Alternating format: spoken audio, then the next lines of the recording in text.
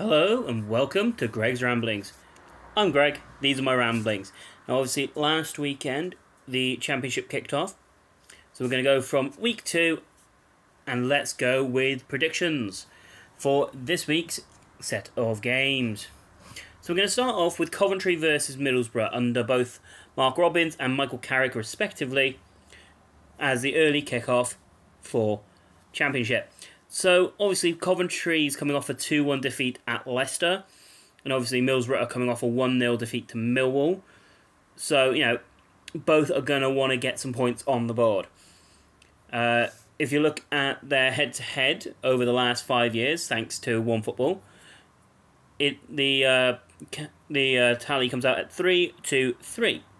Now, 3 wins Coventry, 3 wins Middlesbrough, 2 draws. Now, looking at it, I get the feeling that Coventry's going to do well, but something about Middlesbrough gives me a vibe that they might be able to just eke out a victory against Coventry. So I'm going to go for Coventry 1, Middlesbrough 2. We're now going to jump into Cardiff versus Queen's Park Rangers. We have Bullet. I apologise, I don't know how to pronounce his name. Bullet versus Ainsworth. Now, obviously, both are coming off, probably not the results that they wanted. Cardiff obviously got that 2-2 draw against Leeds. And obviously, QPR got absolutely massacred by Watford. Now, if you look at the head-to-head over the last 5 years, QPR have the upper hand, where it is 3, 3 and 8. However, this QPR squad under Ainsworth, it's not looking great, and the way that Watford dismantled them, I think Watford took their foot off the gas and possibly could have scored more. So, as much as it pains me, because I'm going to go with Cardiff 2, QPR 0. I don't feel good to say. Let's move on. West Bromwich Albion versus the one and only Swansea City. Now, obviously, we've got Carlos Corberán up against Michael Duff. We got the Duff man in. And, obviously, we're coming off a 1-1 draw with Birmingham. And West Brom are coming off a 2-1 loss to Blackburn. So, hopefully, we can, capitalise on that. If you look at the over the last 5 years, the head-to-head, 5 wins for Baggies, 10 for Swans, 3 draws. Now, obviously, last season we did the double over them twice, and I'm pretty sure we did the double over them this season before. I believe Russell Martin won every game against West Bromwich Albion and Cardiff. So, I don't know why, but I've got a feeling from this Michael Duff squad, we're probably going to concede, because I've just got a feeling that, West Brom will try and take a consolation from it. But I see us doing pretty well. And I think maybe, Jerry Yates brace and maybe a Liam Cullen goal.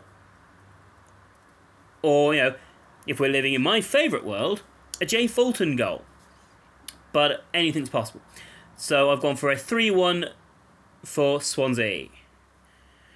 We're now going to move to Vicarage Road with Watford versus Plymouth. Now, obviously, Big Val Ishmael and Steven Schumacher going head-to-head. Now, obviously, Watford's coming off this, massive win of destroying QPR 4-0. And obviously, Plymouth are coming off a 3-1 victory over Neil Warnock's Huddersfield. Now, obviously, both are, hoping to add more points to this, to their tally.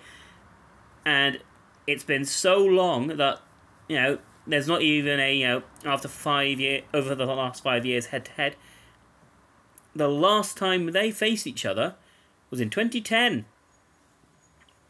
Where it was a victory for Watford. Now, obviously, that's quite a distance between, the last time that they played and this weekend. So, I don't know. Watching the way that Plymouth play and the way that they played against Huddersfield in the highlights, I just see it as a Plymouth win. But it's not going to be easy.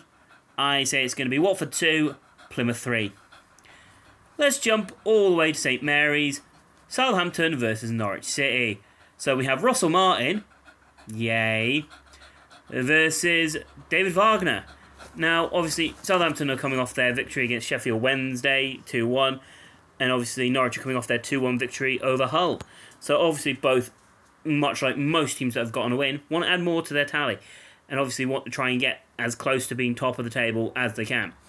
Now, if you look at the head-to-head over the last 5 years, you've got 5 wins for Southampton, 2 for Norwich, and 1 draw. But you know what? I get a feeling we're going to get a draw. 1-1. That's my prediction. 1-1. Now we're going to Rotherham versus Blackburn. Now, obviously, Matt Taylor's coming off, quite a heavy defeat to Stoke of all teams. Obviously, Rotherham lost 4-1. That's not great. And obviously, Blackburn Rovers are coming off beating the Baggies under John Dyle Thomason. And Blackburn, by the head-to-head stats over the last 5 years, are the better team. They've come away with 7 wins. Rotherham have come away with 3. And there have been 4 draws. I've got a really sneaking feeling that Rotherham are going to really want to bounce back from getting absolutely massacred by Stoke and pull out a 1-0 win. Yes, I'm probably crazy. But then again, strange things have happened in football. So, hopefully I don't look too stupid. Now, moving on, we're going to go to Deepdale with Preston North End versus Sunderland. Now, obviously, we've got Ryan Lowe versus Tony Mowbray, which is quite an interesting battle because I like both of them at the moment. Obviously, Preston North End are coming away from their 1-1 draw with Bristol City. And obviously, Sunderland are coming off losing 2-1 to Ipswich. Now, I get the feeling that, this could be a way of Preston gaining a bunch of points through just eking out and holding on. So I think it's going to be a 0-0. I think it's going to be Preston North End 0, Sunderland 0. Now we're going to go all the way to the Den, where Millwall take on Bristol City. Now, Millwall obviously managed to beat Middlesbrough last week, and Bristol City managed to get a nice draw at Preston North End. Now, the question is... okay, that jump cut was obviously because I had the good boy over there, and he wanted to get loads of attention. So, where was I? Yes, Millwall versus Bristol City. Now, obviously, Bristol City got that 1-1 draw at Preston North End. Probably already said that. I guess we'll find out. Rowett versus Pearson. And oh, hello. Hello, goodbye. Hello. You know what, I'm going to keep that in. Nope, hello.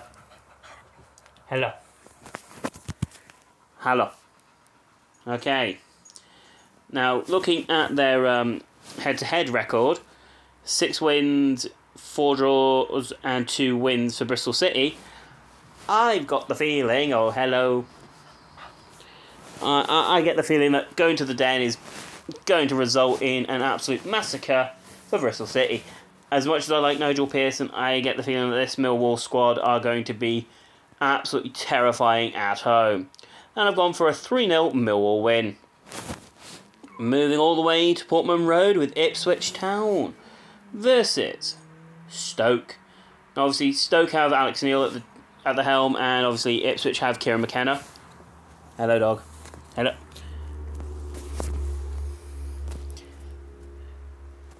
Trying to hog all the attention.